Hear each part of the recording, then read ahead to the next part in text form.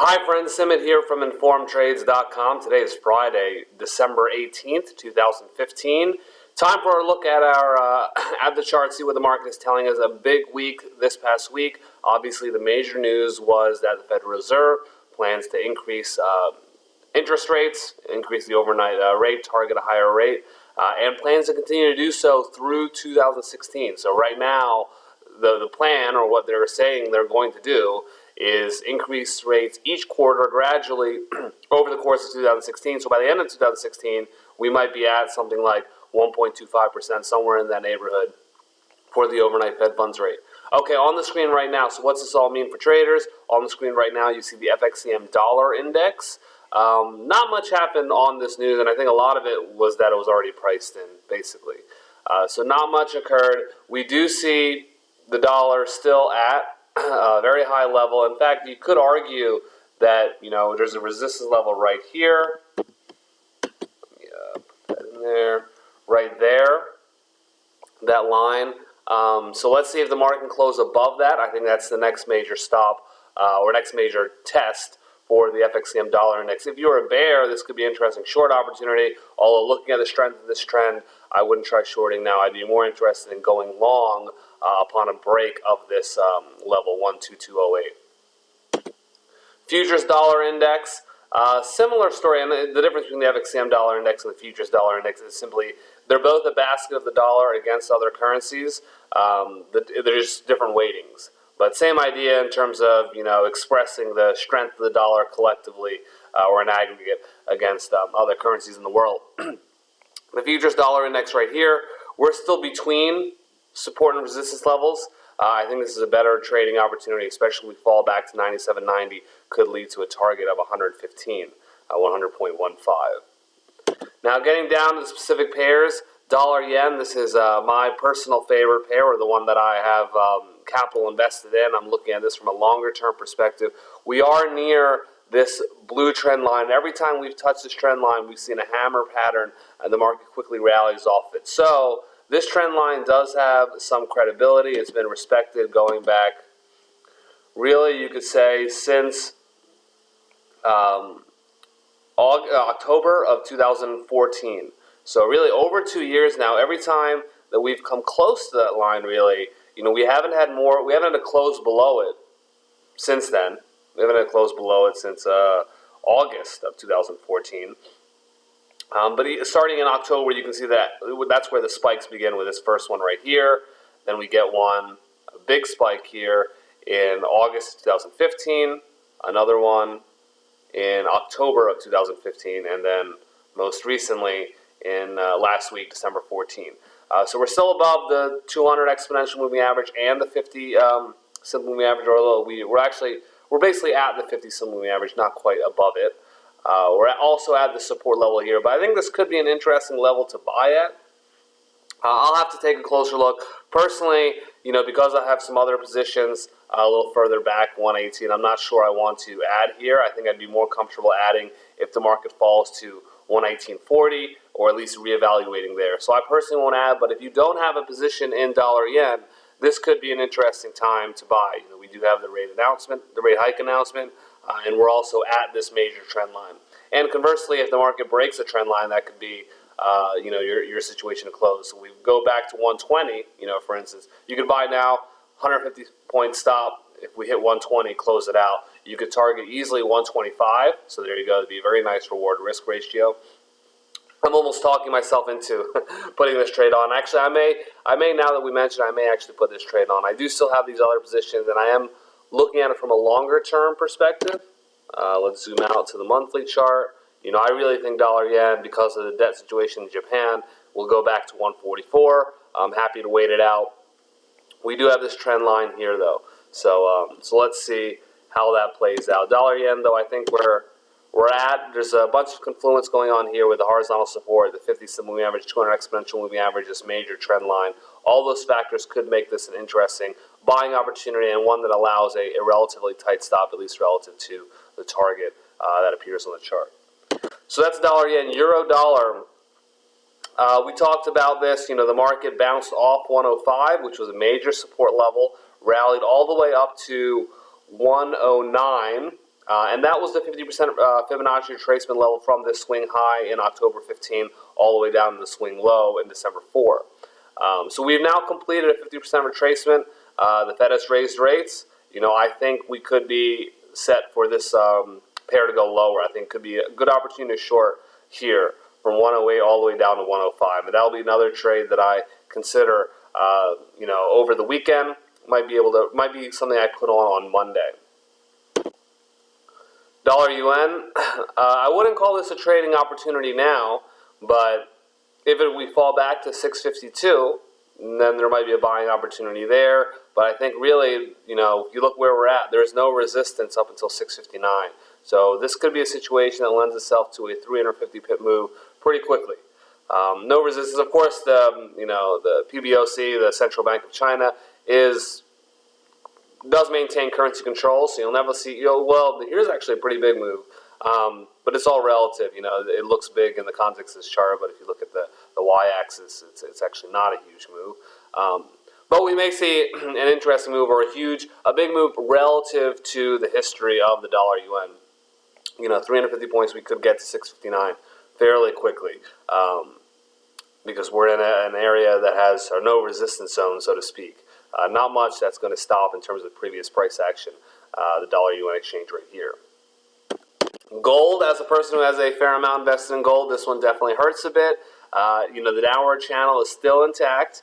The interest rate hike isn't really a positive, there are some arguing that it is, but at least in the short term, it could make the dollar more appealing relative to gold, at least until we see, credit defaults and things like that. If we are going to see a massive, wave of debt defaults, that could be beneficial for gold. However, until that happens, the dollar may be the beneficiary, and also we see that the dollar, that gold is still in a downward price channel. How long has this channel been going on? Let's zoom out to the weekly chart. Okay, so at least until August of 2013. Now, of course, we do have that high from September of 2011. So over 4 years ago, we peaked in gold. And we've been in this downward channel for now 2 years, over 2 years, 2.25 years, basically, 2.25.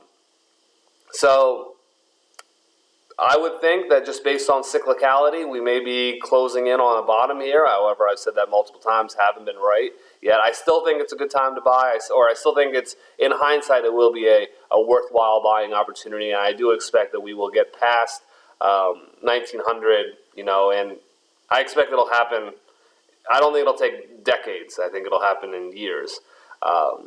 So from that perspective, I still think it's worth accumulating. I'm still buying gold on a monthly basis. However, it's technically short term. We are in a downward channel. We're below the 50 and 200 exponential moving average. Next support level is really 980. I think this level right here, this black line here, a major level to watch. And if that doesn't hold, let's see, we might find ourselves all the way back at 700. But 980 will be, a major line in the sand, as well as we are still in this channel. So let's actually go back to the daily chart. We are still in this channel. If we break, if over the next few days we're at 1030, we close strong, we're below 1030, I think 980 is the stop after that. However, if this channel can hold, one could argue that we're still in a downward channel, but we might have a momentary break and could go all the way back up to 1220 without really breaking the downtrend. For the downtrend to break, I think we need to get above the top of this downward channel. So currently it would need to be 1230, 1240. We are still, basically what that means, we're still, almost $200 away in a short amount of time for a bull market. To really, or for the, for there to be real technical evidence that that there's bullishness in gold. High-grade copper, this is one of the things I found interesting, and if you're a copper trader, I would encourage you to look at this chart. We have, let's zoom in a little bit, so we talked a lot about the AB equals CD pattern here, ABC we talked about especially in September of 2015, said this was a great pair to target at 204, that did occur. We now have this range here, and let me highlight that. This range right here, actually let's change the color. Let's go with term or this one. Okay. That range right there, that to me looks like accumulation. We also have, if you observe closely, a pattern of higher lows, right?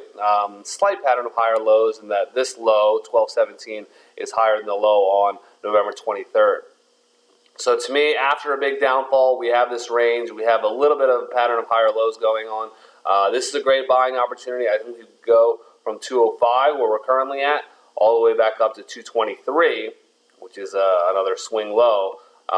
And really the next resistance level without much, much in the way stopping it. So a pretty interesting buying opportunity on high-grade copper. We are still on a downtrend, but I think this is a counter-trend opportunity that could be worthwhile. You could also put your stop, right below the bottom of this range, 198 or so, and the reward risk is still pretty favorable. You could also, of course, enter some now, and let's see if the market really tests the bottom of this range at 201 or something, and put in, add more at that time. Okay, moving on to crude oil. This is now this is, if I don't put on a position in dollar yen or euro dollar, this is probably why, because I really want to save some capital. I do have some capital already, but I really want to put on a nice position, a nice size position for crude oil. And I don't want to do it yet, but just like we see this range pattern on high-grade copper, this range right here, I'm looking for a similar thing on crude oil, and this could be the beginning of it. We are now in this major support level, demand zone, you could say. Let's actually zoom out just so you know what I'm talking about. I think we'll actually need to go out to the monthly. Okay, so you see we're in this zone that was here. These were the oil lows, and oil went all the way back over to 110. I think we could have another move like that here. And it's also, we're in that range where you could buy now, put your stop at 30, and, target, all the way up here at least 105. So that is really the trade that I want to focus on. However, before I put that trade on, you see right now we're still in the middle of a big down red candle. I don't want to enter here until that bleeding stops a little bit.